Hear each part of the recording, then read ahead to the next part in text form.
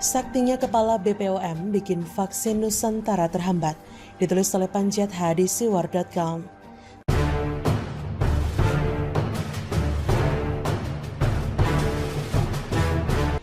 Vaksin Nusantara kembali menjadi berita yang mestinya membanggakan anak-anak bangsa.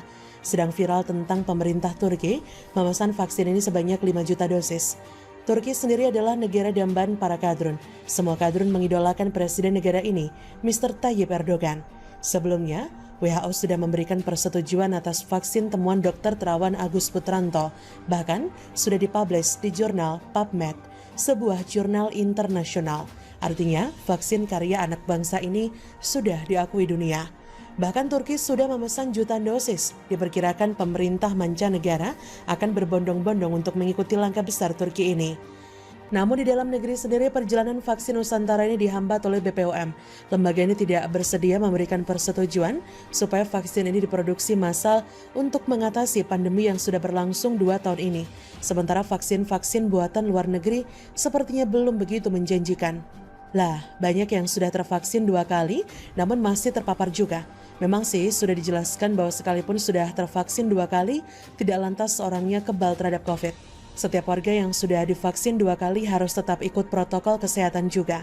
Agak membingungkan dan menyebalkan juga sih peraturan ini. Tapi daripada terjadi apa-apa, kita sebagai warga awam lebih baik cari aman dan ikuti saja arahan para ahli dan pejabat pemerintah yang tentu lebih memahami masalah ini. Yang agak membesarkan hati adalah pemahaman bahwa orang yang sudah divaksin sebanyak 2 kali, jika terpapar COVID, kondisinya tidak akan terlalu parah. Dengan istilah lain akan lebih mudah mengatasinya karena sistem kekebalan tubuhnya sudah lebih siap untuk menahan virus itu. Namun kini kita was-was juga sebab kabarnya masa berlaku vaksin yang sudah disuntik itu hanya 6 bulan. Benarkah? Sayang sekali, belum ada penjelasan resmi dan meyakinkan dari pihak yang berwenang tentang info yang sudah menyebar di media-media ini.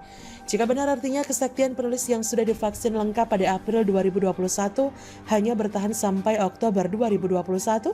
Setelah itu akankah sistem kekebalan dalam tubuh sudah sama dengan orang yang belum divaksin sama sekali? Dalam kasus ini, pihak berwenang seharusnya memberikan keterangan yang sebenarnya demi ketenangan masyarakat. Bahkan kalaupun kita-kita ini harus divaksin ulang, setelah 6 bulan mau tidak mau harus menjalaninya. Sebab adalah lebih baik mencegah daripada nanti blingsatan kalau sudah sempat terpapar. Tapi kita harus menantikan kepastian dari pihak-pihak yang berwenang. Di tengah vaksinasi yang tengah berlangsung demi tercapainya herd immunity pada akhir tahun 2021 ini, vaksin Nusantara kembali menggoda. Terlebih ketika beredar berita tentang negara lain yang sudah memesannya sebanyak 5 juta dosis. Jika benar bahwa Presiden Turki, Erdogan sudah memesan vaksin Nusantara untuk rakyatnya, hal ini sama saja sedang menampar pemerintah kita sendiri yang justru tidak memberikan lampu hijau untuk vaksin made in Indonesia ini. Kabarnya izin untuk vaksin terawan ini tidak dikeluarkan oleh BPOM dengan alasan bahwa uji coba, uji klinis atau proses penelitian terhadap vaksin ini tidak memenuhi kaidah-kaidah yang berlaku. Kaidah apa ya yang dimaksud oleh oknum BPOM ini? Apakah dunia medis bertaraf internasional yang sudah memberikan jempol terhadap vaksin Nusantara ini tidak paham kaidah penelitian dan ilmu pengetahuan medis? Diberitakan sudah banyak orang-orang hebat di negeri ini, dari jenderal, pejabat tinggi, pengusaha besar, dan tokoh-tokoh berpengaruh, diam-diam sudah disuntik vaksin Nusantara, dan tidak ada kendala atau keluhan sama sekali yang terdengar dari mereka-mereka. Sebenarnya, mengenai sulitnya vaksin Nusantara mendapatkan izin BPOM sudah sering dibawa dalam rapat-rapat Komisi 9 DPR. Pada umumnya anggota komisi mengherankan dan menyesalkan sikap BPOM yang kekeh dengan berbagai dalih yang tak bisa diterima pada masa yang tidak normal seperti saat ini. Seperti dalam rapat kerja baru-baru ini, Saleh Daulay, Ketua Fraksi PAN DPR RI, mencecar Penny Lukito, Kepala BPOM, soal vaksin Nusantara yang kabarnya dipesan Turki. Kata Daulay, mengapa di Indonesia ini justru ditolak? Daulay sepertinya merasa kesal sebab si Penny menggoyang-goyangkan kepalanya saat Daulay memaparkan statementnya. Sampai-sampai Daulay mengatakan bahwa perbuatan semacam itu menggoyang-goyangkan kepala menganggap remeh karya bangsa sendiri. Soal sikap Penny yang menolak vaksin Nusantara, hal itu diduga disebabkan karena yang bersangkutan sudah terlalu lama duduk sebagai bos di BPOM, sementara apa prestasinya. Demikian Daulay melontarkan sindiran pedas, mungkin saking kesalnya melihat tingkah laku oknum pimpinan BPOM tersebut. Fix sudah, ternyata yang membuat jalan vaksin anak bangsa ini tersumbat adalah oknum BPOM yang tidak mau mengeluarkan izin, sehingga memang layak dipertanyakan mengapa justru menyalakan lampu hijau bagi vaksin-vaksin luar negeri semacam Sinovac, Moderna, dan lain-lain. Bahkan jangan-jangan nanti malah proses perizinan dari vaksin merah putih pun akan dihambat pula oleh BPOM. Demikian ucapan sinis dan pedas anggota Komisi 9 itu, bahwa vaksin Nusantara mendapatkan dukungan luas dari segenap anak bangsa sudah tidak dapat disangkal lagi. Para wakil rakyat, tokoh-tokoh penting di negeri ini semua mendukung, bahkan sudah memberikan dirinya disuntik dengan vaksin Nusantara, dan semuanya baik-baik saja. Itu uji klinis yang sangat baik, tapi kok belum berterima di hati BPOM? Atau jangan-jangan si Penny masih ingin menyaksikan dulu bagaimana lucunya tikus-tikus disuntik vaksin Nusantara, baru menyatakan oke? Kita tidak habis pikir bagaimana saktinya seorang kepala BPOM sehingga semua orang harus bertekuk lutut untuk memohonkan izin soal vaksin Nusantara ini. Atau apa memang tidak ada mekanisme yang memungkinkan sehingga si penghambat kemajuan dan kedaulatan bangsa semacam oknum ini dipinggirkan? Bagaimana menurut Anda?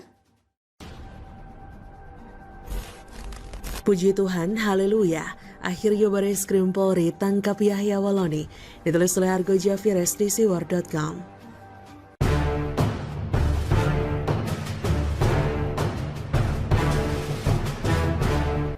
Akhirnya puji Tuhan, haleluya, setelah polisi menangkap Muhammad KC karena melakukan penistaan terhadap agama Islam, desakan masyarakat begitu deras mengalir agar polisi juga memberlakukan hal yang sama dengan menangkap Ustadz pembual Yahya Waloni. Halo, selamat datang di channel Tokoh Politik. Sebelum berlanjut, silakan untuk klik tombol subscribe dan nyalakan loncengnya agar Anda yang pertama kali mendapat informasi dari kami. Tim Bareskrim Polri akhirnya menangkap manusia tukang tipu yang ngaku-ngaku dirinya sebagai mantan pendeta, mantan rektor Sekolah Tinggi Teologia, dan mantan rektor Universitas Kristen itu di persembunyiannya di kawasan Cibubur. Ingin saya katakan mampus, tapi tak boleh. Sebelumnya, Menteri Agama Yakut Khalil Qomas juga sudah meminta aparat kepolisian memproses hukum. Siapapun jika melakukan tindak pidana ujaran kebencian dan penghinaan terhadap simbol agama harus diproses hukum. Sebab semua warga sama di mata hukum, sehingga harus mendapatkan perlakuan yang adil, termasuk terkait dugaan ujaran kebencian dan penghinaan simbol agama. Gus Yakut mendukung penuh sikap tegas Polri dalam menegakkan keadilan.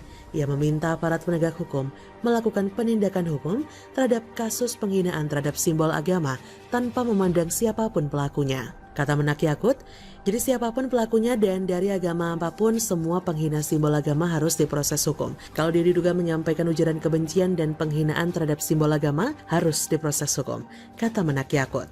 Ustadz pembual yang bernama Yahya Waloni sudah banyak dilaporin orang ke Bareskrim Polri. Salah satunya adalah komunitas masyarakat cinta pluralisme. Yahya Waloni dilaporkan atas kasus kebencian atau permusuhan individu dan atau antar golongan SARA terkait dengan penistaan agama terhadap Injil. Manusia tukang tipu itu melakukan penghinaan terhadap agama Kristen dalam ceramahnya yang menyebut bahwa Alkitab itu bukan hanya fiktif tapi juga palsu. Manusia titisan iblis ini akhirnya kena batunya pada hari ini. Perilaku sok jagonya yang jumawa itu kini punah sudah akibat cari uang dengan cara laknat. Tipuan dan bualan-bualan konyolnya itu cuma laku untuk golongan kadrun yang overdosis agama. Dipikirnya, dengan sudah menganut agama mayoritas, maka dia akan dibela banyak orang dan hukum tidak akan mampu menjamahnya gitu. Sekarang rasakan campur tangan Tuhan melalui tim Bareskrim Polri. Sekali lagi ingin saya katakan mampus, tapi nggak boleh. Dalam ceramah-ceramahnya, Waloni ini kerap menyerang kekristenan secara membabi buta dan serampangan. Ustadz pembual ini menyebut orang Kristen itu sesat, tolol, bebal, sinting, gila, mengong, dan kata-kata makian lainnya. Padahal dia itu lagi khotbah. Kalau orang beda pandangan dalam beragama itu adalah hal yang wajar, tapi kalau sudah menghujat, itu namanya perilaku keparat yang biadab. Memangnya kenapa dengan orang Kristen? Biarlah sesat, tolol, bebal, sinting, gila, mengong, dan lain sebagainya. Lalu apa urusanmu, wahai Ustadz pembual? Apakah dengan ceramah-ceramahmu itu lalu semua orang Kristen akan pindah agama? Ceramah-ceramahnya itu semacam Hitler saja, yang berpidato sebelum bantai orang Yahudi saja. Kalau pindah agama ya pindah aja, nggak usah jelek-jelekan agama asal. Ngakunya mantan rektor, ternyata tukang tipu, pembual kelas kakap. Dipikirnya negara ini terdiri dari sekumpulan manusia dungu yang mengamini semua bualan bulannya itu ya. Posisi negara menjamin hak-hak setiap warga negara untuk memeluk agama sesuai dengan keyakinannya masing-masing. Dan itu sudah menjadi kewajiban negara untuk melindungi rakyatnya. Kalau ada pemimpin agama yang mencerahkan, maka agamanya menjadi baik untuk orang lain, membawa rahmat dan berkah, karena dirinya mengerti bahwa beragama adalah hak asasi individu umat manusia, bukan pemaksaan kehendak. Agama adalah domain pribadi dan pilihan setiap orang, bukan urusan iblis. Untungnya, Ustadz pembual tukang teriak-teriak macam tukang jual obat itu sudah ditangkap polisi. At last but not least, ingin saya lagi katakan mampus, tapi tidak boleh. Sudah itu saja, kura-kura begitu. Bagaimana menurut Anda? Walau ini kerap menyerang kekristenan secara membabi buta dan serampangan, Ustadz pembual ini menyebut orang Kristen itu sesat, tolol, bebal, sinting, gila, mengong, dan kata-kata makian lainnya. Padahal dia itu lagi khotbah. Kalau orang beda pandangan dalam beragama itu adalah hal yang wajar, tapi kalau sudah menghujat, itu namanya perilaku keparat yang biadab. Memangnya kenapa dengan orang Kristen? Biarlah sesat, tolol, bebal, sinting, gila, mengong, dan lain sebagainya. Lalu apa urusanmu, wahai Ustadz pembual? Apakah dengan ceramah-ceramahmu itu lalu semua orang Kristen akan pindah agama? Ceramah-ceramahnya itu semacam Hitler saja, yang berpidato sebelum bantai orang Yahudi saja.